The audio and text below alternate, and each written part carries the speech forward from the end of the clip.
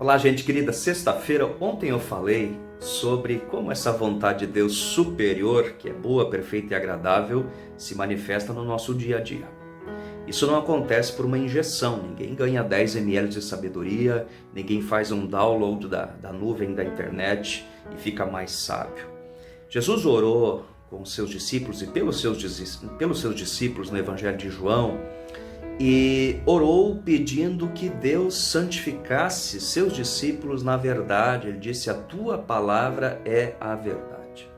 Uma palavra bastante estranha muitas vezes para muita gente no meio evangélico, essa palavra santidade, santificação. O que isso significa? Santo, segundo a tradução, significa alguém separado para. Eu já falei isso aqui numa outra mensagem, num outro dia.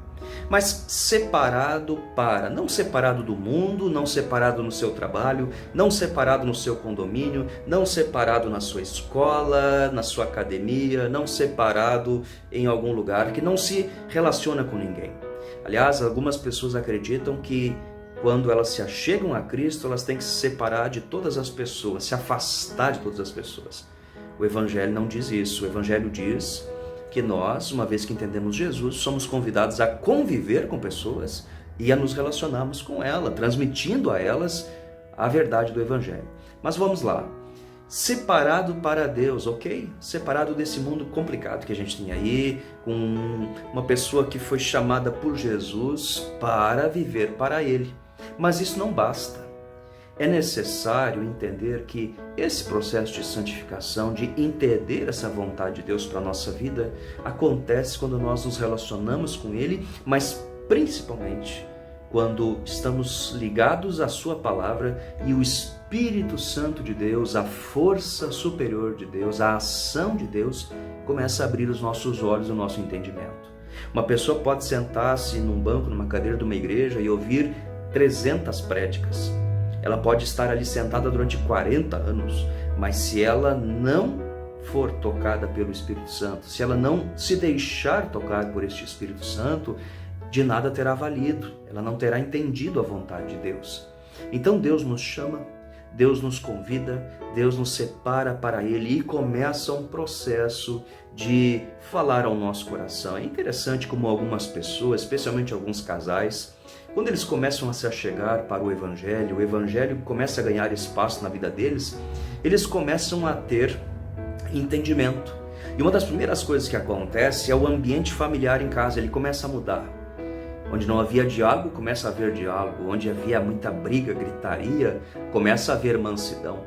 Onde havia muitas vezes pais ausentes, começa a haver uma participação, uma interação maior desses pais com os filhos. Interessante isso, né? Porque Deus vai mostrando para aqueles pais qual é o papel deles. Filhos, quando começam a ouvir o Evangelho, começam a tratar seus pais diferentes, começam a visitar seus pais no asilo onde estão, começam a recebê-los em casa, começam a respeitar mais suas vontades, suas opiniões, enfim. Funcionários começam a trabalhar não apenas pelo salário, mas começam a trabalhar pela empresa, entendendo que são abençoados por aquele trabalho e querem abençoar com aquilo que produzem.